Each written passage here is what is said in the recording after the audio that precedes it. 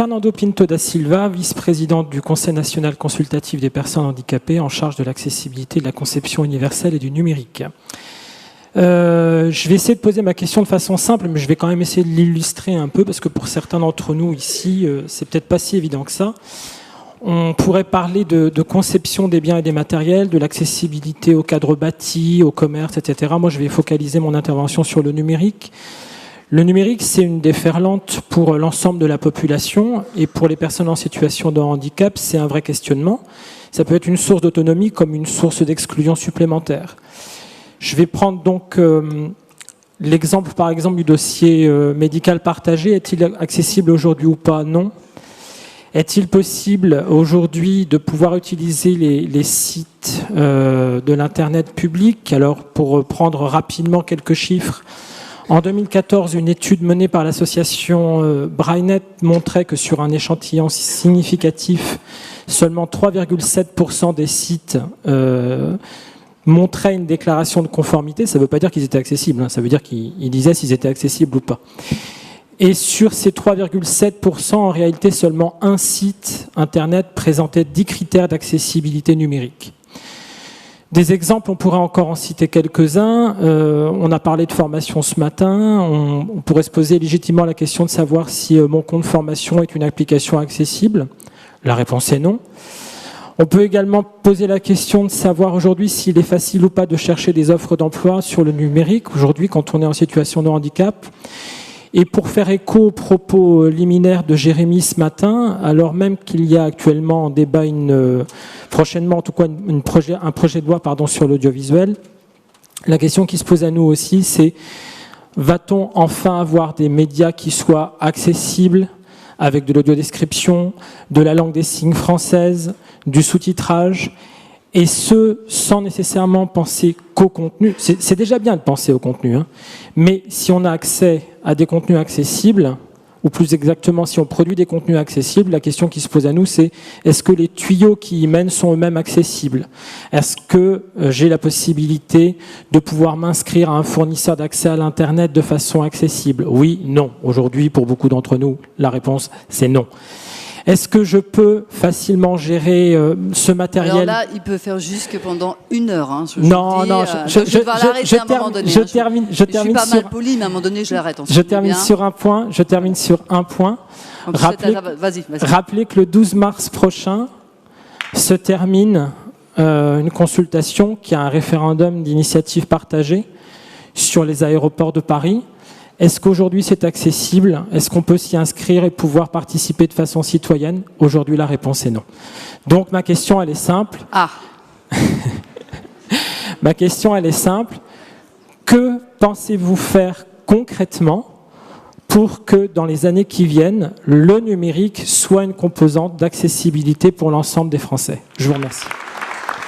Oui, bonjour à tous. Merci Fernando pour votre question sur la question de l'accessibilité des sites Internet, notamment des sites Internet de l'État et du service public, parce que je crois que ce qui est en jeu à travers l'accessibilité numérique, ce n'est pas l'accessibilité du numérique, mais c'est bien l'accessibilité du service public, et donc c'est une question du service public.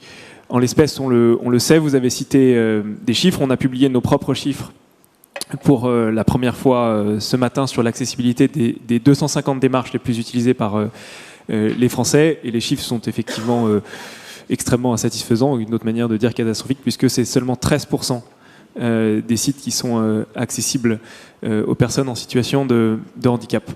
Et d'ailleurs, plus globalement, je pense que la question de l'accès des services publics via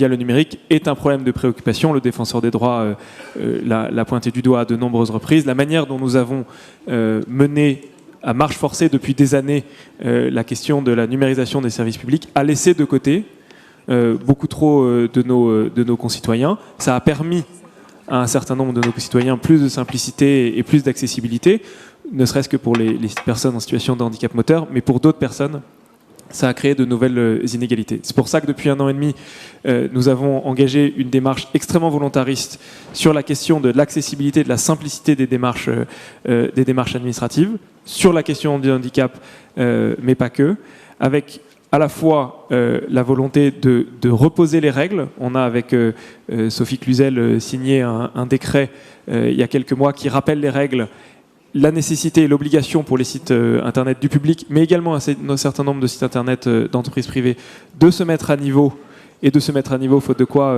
elles seront sanctionnées. Nous avons depuis quelques jours mis en place une cellule spécifique en lien avec les recommandations de Jérémy Borroy et du Conseil national du numérique, qui a rendu un rapport sur l'accessibilité des démarches administratives et des sites internet, une cellule spécifique au sein de l'État qui doit accompagner et faire monter en compétence l'ensemble des administrations sur l'accessibilité des sites internet, parce qu'aujourd'hui, un des problèmes qu'on rencontre, c'est le fait que les développeurs sont insuffisamment formés, et ceux qui développent les sites et qui mettent en place les sites sont insuffisamment conscients.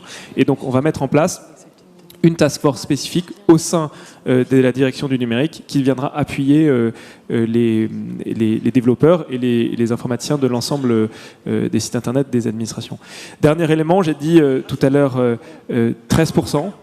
13% de sites, ça fait très très peu sur les 250 démarches les plus utilisées par les Français. Très très peu, surtout que cette obligation existe depuis longtemps. Il faut que je pense que nous nous mettions des objectifs extrêmement ambitieux. Moi, je pense qu'il faut que nous nous fixions ensemble la volonté d'avoir plus de 80% de nos sites qui, d'ici 2022, sont accessibles aux personnes en situation de handicap, selon les critères que nous sommes fixés. Passer de 13% à 80% en 2 ans, c'est assez ambitieux. D'ailleurs, je me tourne vers mes collègues ministres, puisque une partie de la pression va aussi retomber vers eux. On viendra accompagner les administrations parce que c'est indispensable, mais je pense que c'est une question au fond d'égalité, donc on doit se mettre ce genre d'objectif ambitieux. Évidemment, l'objectif c'est 100%, mais comme on est à 13% d'ici 2022, on se met déjà à 80%, et ensuite je pense qu'il faut qu'on arrive très vite à 100%. Alors,